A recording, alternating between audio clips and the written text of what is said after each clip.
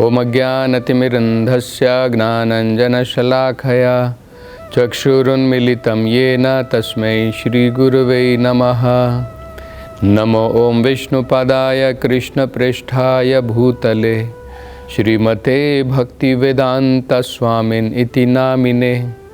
नमस्ते सरस्वती देवे गौरवाणी प्रचारिणे निर्विशेष शून्यवादी पाश्चात्य देशतारिणे। जय श्री कृष्ण चैतन्य प्रभु नित्यानंदा श्री अद्वैत गदाधरा श्रीवासादि गौर भक्तवृंदा। हरे कृष्णा कृष्ण कृष्णा हरे हरे, हरे राम राम राम हरे हरे। हरे कृष्ण। तो भगवान कपिल ने अभी तक माता देवहूति को योगी को किस प्रकार से भगवान के अलग अलग अंगों के ऊपर ध्यान लगाना चाहिए उसके बारे में क्रमशः बता रहे हैं। पहले उन्होंने बताया था भगवान के चरण कमलों के ऊपर ध्यान लगाना चाहिए और धीरे धीरे योगी को ऊपर की तरफ भगवान के नितंब के ऊपर, भगवान के कमरबंद के ऊपर, भगवान की नाभि के ऊपर, और अब आगे बताते हैं कि भगवान की छाती के ऊपर, भगवान की चेस्ट के ऊपर उसे ध्यान लगाना चाहिए। तो उसके बारे में वो कहते हैं वक्षः अधिवासम महाविभूते। उसे ध्यान किस प्रकार से लगाना चाहिए कि भगवान का जो वक्ष स्थल है वहाँ पर महालक्ष्मी का वास है। महालक्ष्मी जिनका एक रूप इस भौतिक संसार में माता दुर्गा के रूप में भौतिक सृष्टि स्थिति पालन और प्रलय, तो इन चीज़ों को जो शक्ति के द्वारा भगवान इस भौतिक संसार में सृष्टि करते हैं, उसकी स्थिति, उसका पालन होता है और उसकी प्रलय होती है। ये माता दुर्गा महालक्ष्मी की ही, उनका ही एक रूप है भौतिक संसार के लिए। अंतर इतना होता है, महालक्ष्मी भगवान की अंतरंगा शक्ति है और दुर्गा उनकी बहिरंगा, इस भौतिक संसार के लिए मटेरियल एनर्जी जिसे कहते हैं, एक्सटर्नल एनर्जी, बहिरंगा। उनके द्वारा भौतिक संसार चलाया जाता है, भौतिक शक्ति के द्वारा। और महालक्ष्मी जो हैं उनके द्वारा आध्यात्मिक संसार चलाया जाता है। तो ये माता महालक्ष्मी, ये भगवान के वक्षस्थल पर उनका वास है।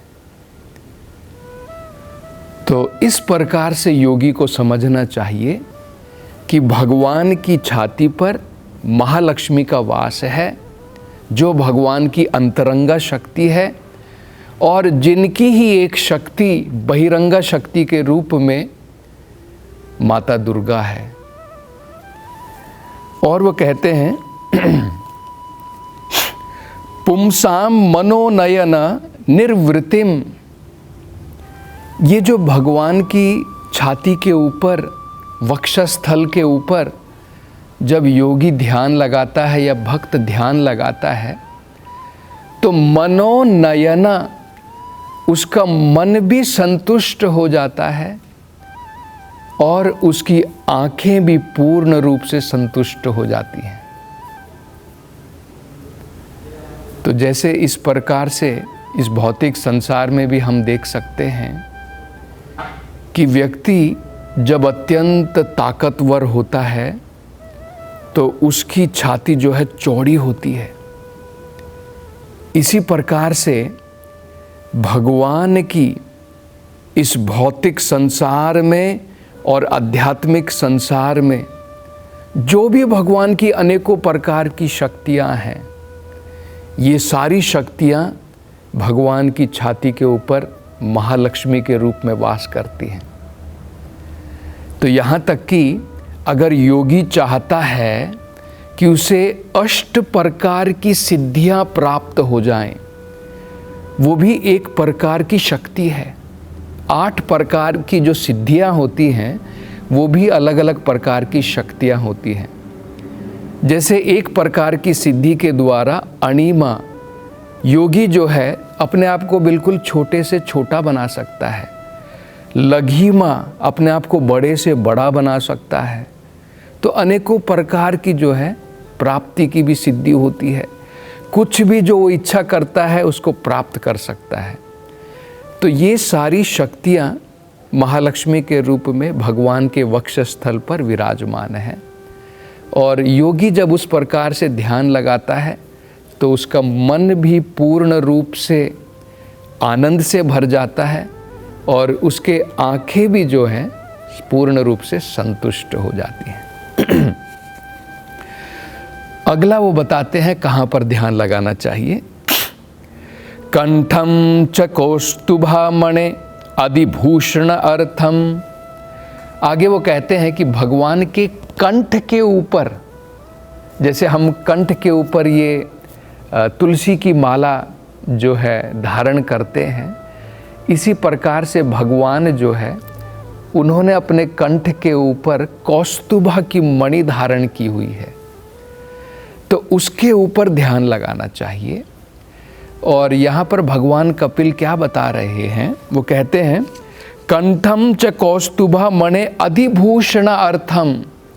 भगवान का कंठ जो है उसके ऊपर जब हम ध्यान लगाते हैं तो हमें ये समझ में आएगा कि भगवान के कंठ के द्वारा कौस्तुभा मणि उसकी शोभा बढ़ रही है। हम लोग जब आभूषण पहनते हैं तो हमारा शरीर जो है बिना आभूषण के इतना सुंदर नहीं दिखता है।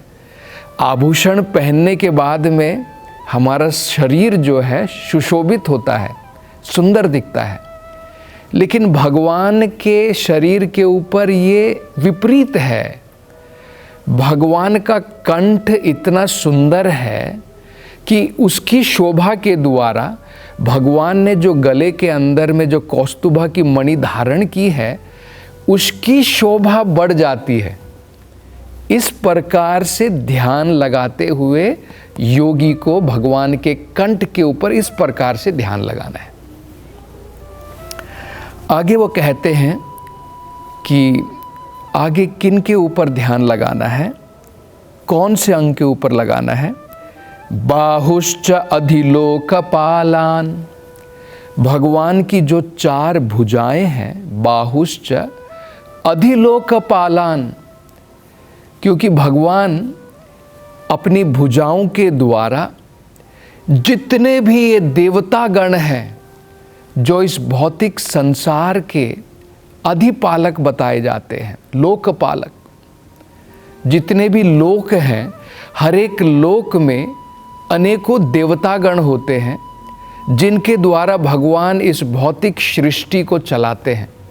जैसे इंद्र देवता हैं। इंद्र देवता जो हैं वो बादलों के, वर्षा के, उसके अधिदेवता बताए जाते हैं। इसी प्रकार से वायु देवता हैं, इसी प्रकार से वरुण देवता हैं। तो ये सारे देवता जो हैं वो कहाँ से शक्ति प्राप्त करते हैं? भगवान की बाहु से, भगवान की भुजाओं के द्वारा। तो इस प्रकार से जब योगी भगवान की भुजाओं के ऊपर ध्यान लगाए तो उसके मन के अंदर में ये ध्यान होना चाहिए कि इन भुजाओं के द्वारा सभी लोक के जो देवतागण हैं, जो अलग अलग लोकों में जो अनेकों प्रकार के कार्यक्रम में लगे हैं भगवान के भौतिक संसार के लिए, जैसे अलग अलग डिपार्टमेंट होते हैं, उनको वो शक्ति कहाँ से प्राप्त होती है? भगवान की भुजाओं के द्वारा। तो इस प्रकार से ध्यान लगाना चाहिए। अगला वो कहते हैं बाहुवल्यान मंदरागिरे परिवर्तनेन निर्निक्ता। अगला योगी को ध्यान लगाना चाहिए, भगवान ने जो अपनी बाहु पर जो आभूषण पहने हुए हैं, जैसे भगवान ने बाजूबंद पहने हैं, तो उसके ऊपर ध्यान लगाना चाहिए। और उसके ऊपर ध्यान लगाते समय उसकी समझ क्या होनी चाहिए? मंदरागिरे, भगवान ने एक बार, हमें ये ज्ञात होगा, भगवान ने अपने एक अवतार में, जिसे कूर्मा अवतार कहा जाता है, भगवान ने अपनी कमर के ऊपर मंदर पर्वत जो है उसको धारण किया था।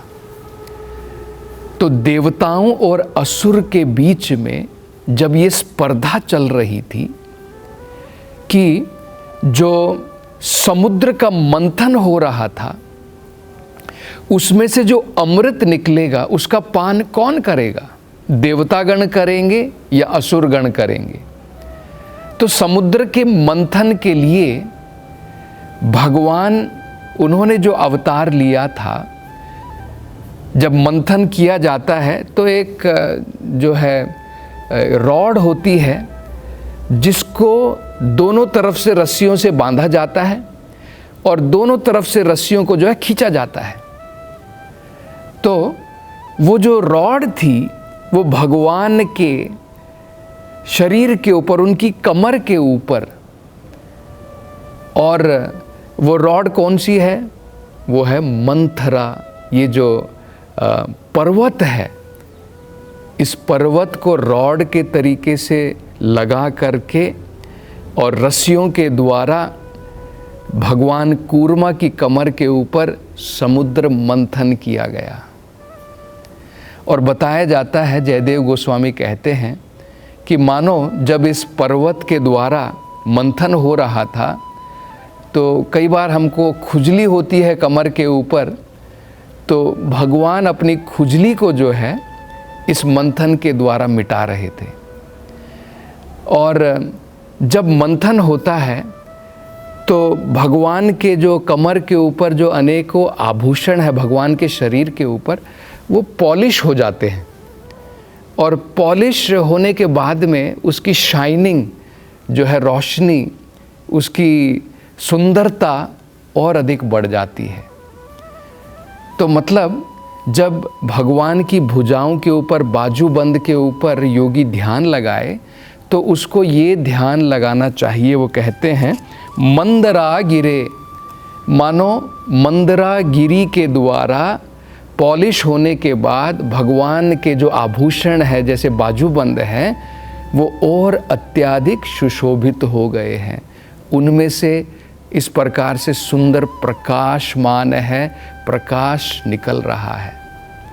तो इस प्रकार से जो है भगवान की भुजाओं के ऊपर और भगवान की भुजाओं के ऊपर जो आभूषण है, योगी को इस प्रकार से ध्यान लगाना चाहिए।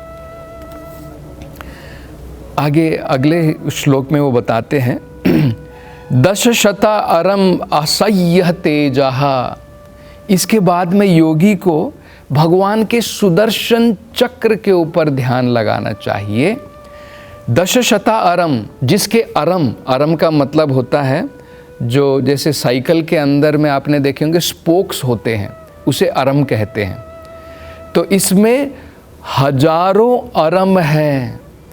इन हजारों अरम के ऊपर योगी को ध्यान लगाना चाहिए, जो सुदर्शन चक्र है।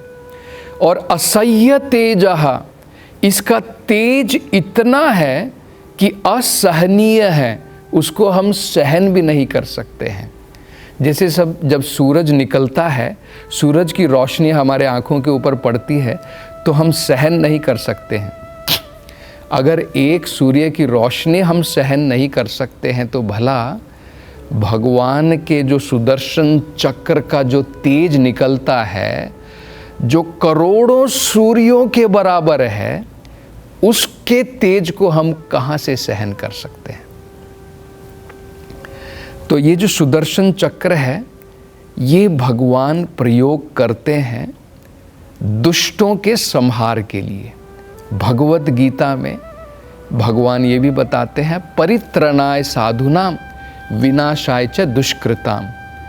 तो साधुओं की रक्षा करने के लिए और दुष्टों का विनाश करने के लिए भगवान अपने सुदर्शन चक्र का प्रयोग करते हैं। तो इस प्रकार से योगी को भगवान के सुदर्शन चक्र के ऊपर ध्यान लगाना चाहिए। अगला वो कहते हैं, शंखम च तत्करा सरोरुह राजहंसम। भगवान के शंख के ऊपर उसके बाद में योगी को ध्यान लगाना चाहिए। और किस प्रकार से ध्यान लगाना चाहिए? तत्करा सरोरुह राजहंसम। मानो जैसे आप शंख की शेप देखेंगे तो ऐसा प्रतीत होता है मानो हंस है। तो किस प्रकार का हंस है? राजहंस। हंस कहाँ पर रहता है? जहाँ पर कमल के फूल उगते हैं वहाँ पर हंस रहता है। कौवे और बाकी जो बगुला होता है वो इस प्रकार के सुंदर तालाब में नहीं जाते हैं, वो उस जगह पर जाते हैं जहाँ पर गंदगी होती है। लेकिन हंस कहाँ पर जाता है? जहाँ पर स्वच्छ पानी होता है और जहाँ पर कमल के फूल खिलते हैं, तो वहाँ पर जो है हंस जाता है। तो मानो राजहंस, हंसों में भी जो राजा है, मानो राजहंस भगवान के जो कर कमल हैं जिसे सरोरुह कहा गया है, उनके हाथ में राजहंस है, जो भगवान का शंख है, उस प्रकार से प्रतीत होता है। तो इस प्रकार से योगी को जो है ध्यान लगाना चाहिए। और अब अगले श्लोकों में भगवान कपिल मुनि बताएंगे कि किस प्रकार से योगी को भगवान की गदा के ऊपर ध्यान लगाना चाहिए। और जैसा हमने देखा, भगवान का सुदर्शन चक्र और भगवान की गदा जो होती है वो भगवान के भक्तों के जो दुश्मन होते हैं उनके विनाश के लिए होती है। तो इस प्रकार से योगी को भगवान के अलग अलग अंगों के ऊपर किस प्रकार से ध्यान लगाना चाहिए और उसका वर्णन हम अगली कथा में करेंगे। हरे कृष्ण।